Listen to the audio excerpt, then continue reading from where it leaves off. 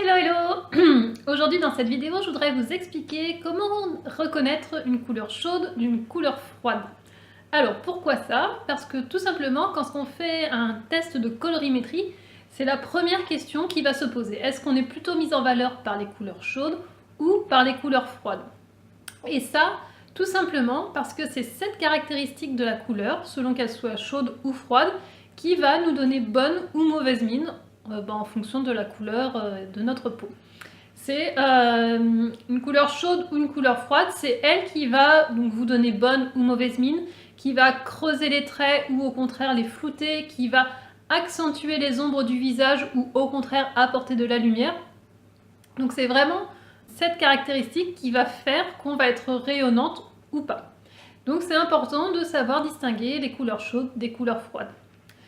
L'autre intérêt de savoir les distinguer, c'est qu'une fois qu'on a fait son test de colorimétrie et qu'on sait quelles sont les couleurs qui nous mettent en valeur, et ben quand on va faire les boutiques, le fait de savoir reconnaître facilement une couleur chaude d'une couleur froide, et ben c'est quand même bien pratique parce que ça évite d'avoir avec soi toujours son nuancier pour comparer la couleur des vêtements, se poser la question, est-ce que ça va m'aller, est-ce que c'est ma palette, etc. Si vous connaissez les trucs pour distinguer les couleurs chaudes des couleurs froides, et ben ça vous simplifie la vie. D'ailleurs, restez bien jusqu'à la fin de la vidéo, parce que après vous avoir expliqué la théorie sur qu'est-ce que c'est une couleur chaude, une couleur froide, je vais vous expliquer concrètement comment faire en boutique pour les identifier.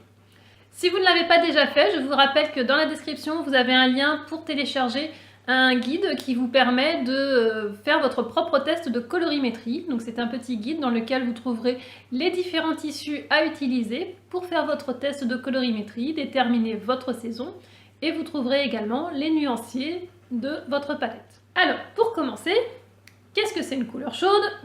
Qu'est-ce que c'est une couleur froide? Une couleur chaude, c'est une couleur dans laquelle on va distinguer une pointe de jaune. C'est une couleur dans laquelle il va y avoir des pigments jaunes ou orangés.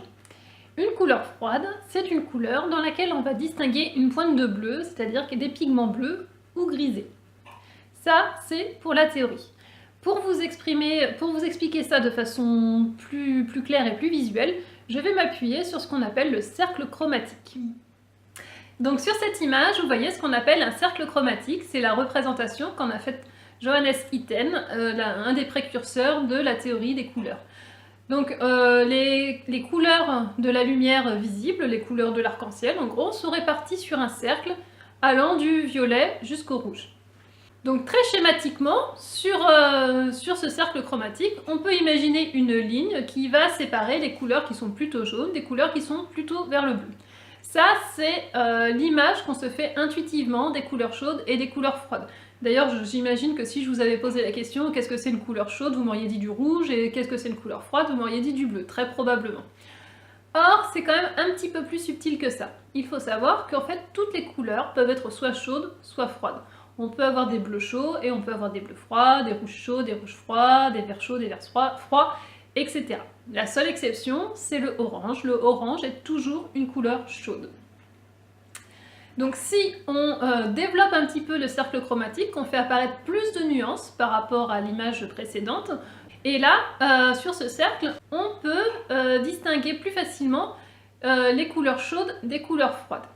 Je m'explique. Par exemple, si on part du rouge, pour obtenir un rouge froid, on va se déplacer vers les bleus. Donc on va prendre le rouge et on va ajouter un petit peu des pigments bleus et on va obtenir des rouges cerises, des rouges bordeaux, des rouges framboises, donc ce sont des rouges froids. A contrario, si on se déplace sur cette roue vers le orangé, donc c'est-à-dire que les rouges vont avoir plus de pigments jaunes et orangés, on va obtenir des rouges chauds. Et ce sont typiquement par exemple le rouge coquelicot ou le rouge corail. Donc là, sur cette illustration, vous voyez bien, donc je vous ai mis par opposition, enfin je vous ai mis côte à côte, les rouges chauds et les rouges froids, et vous voyez bien ressortir d'un côté des rouges plutôt orangés, et de l'autre côté des rouges qui tendent vers le bleuté. On a la même chose avec les bleus. Parce que oui, effectivement, je vous ai dit, une couleur froide, c'est une couleur qui contient du bleu, une couleur chaude, c'est une couleur qui contient du jaune. Donc on pourrait se dire instinctivement, le bleu, c'est toujours une couleur froide. Non. En fait, si vous prenez du bleu et que vous mettez un petit peu de jaune dedans, vous allez obtenir du turquoise, du bleu canard, du bleu lagon, etc. Et ça, ce sont des bleus chauds. Si au contraire, on se déplace sur la roue chromatique vers les bleus, ou qu'on reste vers les bleus, on va obtenir des bleus froids. Donc par exemple le bleu ciel, le bleu nuit, le bleu marine, le bleu clin, etc. Donc une fois encore, sur cette illustration, vous pouvez voir par comparaison les bleus chauds d'un côté et les bleus froids de l'autre, et on voit bien qu'il y a une différence. Et cette différence s'explique par la pointe de jaune qui a été ajoutée au bleu chaud. Si on continue notre voyage à travers la roue chromatique, on va s'intéresser au vert. Donc le vert, c'est un mélange de jaune et de bleu. Donc là, typiquement, un vert chaud, ce sera un vert dans lequel la proportion de jaune est plus importante que le bleu. Et un vert froid, ce sera un vert dans lequel la proportion de bleu est plus importante que le jaune. Donc encore une fois, vous voyez que les verts qui sont du côté du jaune, ce sont des verts chauds. Donc on va avoir typiquement le vert pomme, le vert anis, donc des verts avec beaucoup de jaune dedans. Et au contraire, hop, c'est cuit. Et au contraire, les verts donc qui sont plus du côté du bleu, donc ce seront des verts froids. Donc par exemple, on va retrouver le vert sapin, le vert émeraude, ce qu'on appelle aussi le vert anglais, etc. Donc tous des verts où on sent une dominance de bleu. Donc voilà, encore une fois sur cette image, je vous ai mis les verts chauds et les verts froids côte à côte pour que vous puissiez bien visualiser la différence entre ces deux nuances. On continue notre voyage et là on arrive sur les jaunes. Alors vous allez me dire, bah oui mais les jaunes c'est toujours une couleur chaude. Eh ben non, c'est comme les bleus, comme on peut avoir des bleus chauds et des bleus froids, on peut aussi avoir des jaunes chauds et des jaunes froids. Et c'est toujours la même chose. Donc là, le jaune, s'il s'oriente, s'il contient un petit peu d'orangé, donc là on va s'orienter plus du côté, les jaunes qui vont tendre vers le rouge en quelque sorte, ce seront des jaunes chauds. Donc par exemple, on va retrouver le jaune d'œuf, ça c'est un jaune chaud. Et un jaune plutôt froid, c'est un jaune qui va contenir un petit peu de bleu, comme typiquement le jaune citron. Les jaunes froids, on retrouve aussi les jaunes très pâlis, les jaunes estompés, les jaunes qui contiennent beaucoup de blanc, ce seront aussi des jaunes froids. Alors, quand on fait ce voyage sur la roue chromatique, on a l'impression de ne pas avoir balayé toutes les couleurs. Alors sur cette roue chromatique en particulier, parce qu'en fait il manque une composante. Il manque la composante de saturation, donc on a l'impression de ne pas balayer toutes les couleurs. Mais toutes les couleurs ont ces caractéristiques chaudes ou froides. Donc c'est pour ça que je vous ai fait deux autres petites illustrations pour vous montrer que ce concept chaud-froid s'applique aussi à d'autres couleurs qui sont peut-être moins évidentes. Par exemple avec le rose. Un rose qui contient plus de jaune, ce sera par exemple un rose saumon. Le rose saumon sera un rose chaud. Un rose froid, ce sera donc un rose qui contient plus de bleu, qui tend plus vers le bleu, donc ce sera typiquement un rose lilas, comme sur l'illustration que je vous montre actuellement. On peut trouver aussi la même illustration avec les marrons. Ce sera par exemple un marron taupe, ce sera un marron froid, et un marron qui contiendra des pointes d'orangé, comme un marron châtaigne, ce sera un marron chaud. Donc encore une fois, sur cette illustration, c'est assez parlant, je trouve. J'espère que c'est pareil pour vous. Donc voilà, donc avec toutes ces illustrations, je vous ai montré que les couleurs chaudes et les couleurs froides sont dans toutes les nuances. Toutes les nuances peuvent être soit chaudes, soit froides, et c'est la chaleur d'une couleur se révèle par la quantité de jaune ou de bleu qu'elle contient. Donc voilà pour l'explication de qu'est-ce que c'est une couleur chaude, qu'est-ce que c'est une couleur froide. Donc j'espère sincèrement que cette explication aura été suffisamment claire pour vous. Si ce n'est pas le cas, vous n'hésitez pas à me le dire en commentaire. Je vous répondrai donc soit dans les commentaires, soit si vraiment il y a quelque chose qui coince, et ben je ferai une nouvelle vidéo pour approfondir le sujet. Donc avec cette théorie, c'est très intéressant, c'est bien beau, mais malgré tout, quand vous êtes en boutique face à une couleur, c'est pas toujours forcément évident de savoir comme ça d'emblée si c'est une couleur chaude ou une couleur froide. Par exemple, si je vous montre un carré de couleurs là maintenant, vous pouvez avoir du mal à dire est-ce que c'est chaud, est-ce que c'est froid, on sait pas bien.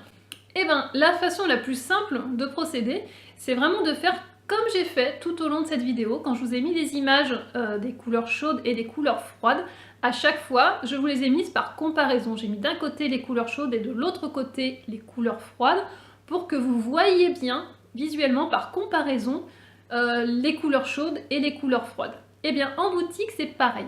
Quand vous avez un doute sur une couleur, le plus simple, c'est aussi de procéder par comparaison. Donc, comment vous allez faire, très concrètement? Vous voyez, par exemple, un t-shirt rouge qui vous plaît bien, mais vous n'êtes pas sûr. Vous ne savez pas bien si c'est un rouge chaud ou un rouge froid. Ce que vous allez faire, c'est que vous allez chercher dans la boutique un autre vêtement rouge dont vous voyez clairement qu'il est soit chaud, soit froid. Normalement, vous devriez pouvoir y arriver. Aujourd'hui, dans les boutiques, on trouve quand même suffisamment de nuances pour que ça puisse se faire. Donc, vous prenez d'un côté le t-shirt rouge qui vous plaît bien, mais vous ne savez pas s'il est chaud ou froid. De l'autre côté, vous prenez l'autre vêtement rouge que vous avez trouvé et dont vous savez qu'il est soit chaud, soit froid. Et vous les mettez l'un à côté de l'autre. Et là, par comparaison, vous allez voir ressortir donc votre t-shirt, vous allez voir s'il vous paraît plus orangé ou plus bleuté par rapport à ce t-shirt de référence, enfin ce vêtement de référence. C'est pas forcément un t-shirt, mais ce qui est important, c'est qu'il faut que ce soit du rouge, parce qu'on va comparer du rouge avec du rouge, du rose avec du rose, du bleu avec du bleu, etc. Enfin, on compare deux nuances identiques, sinon c'est pas concluant. Ce qui est très pratique avec ce test des comparaisons, c'est pour identifier les faux blancs. Moi, j'utilise ça très régulièrement quand je suis en boutique pour identifier les faux blancs, savoir s'ils sont chauds ou froids. Parce que c'est facile de voir un blanc qui n'est pas un blanc pur. Par contre, quand on est en boutique, surtout avec les éclairages qui ont tendance à modifier un petit peu les couleurs, eh ben, c'est pas toujours évident de se dire ce blanc, je vois que c'est pas du blanc pur, je vois que c'est un faux blanc, mais est-ce qu'il est plutôt chaud ou froid? Ça, c'est moins évident. Donc, qu'est-ce que je fais dans ces cas-là? Eh bien, comme avec le t-shirt rouge tout à l'heure, je cherche une pièce d'un blanc pur. Ça, généralement, c'est assez facile à trouver, c'est généralement les t-shirts.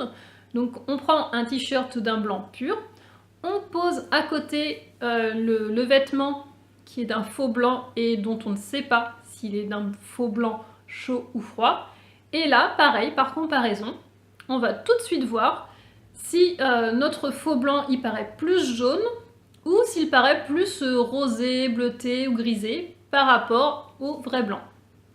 Et là, immédiatement, on a notre réponse. Est-ce que ce faux blanc est un faux blanc chaud, donc est-ce que c'est de l'ivoire, ou est-ce que c'est un faux blanc froid, donc c'est-à-dire par exemple un blanc cassé.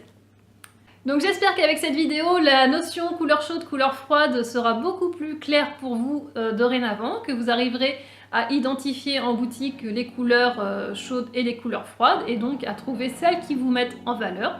Si vous ne l'avez pas encore fait, je vous rappelle que dans la barre de description, vous trouverez un lien pour télécharger votre guide qui vous permet de réaliser votre propre test de colorimétrie et de connaître votre palette.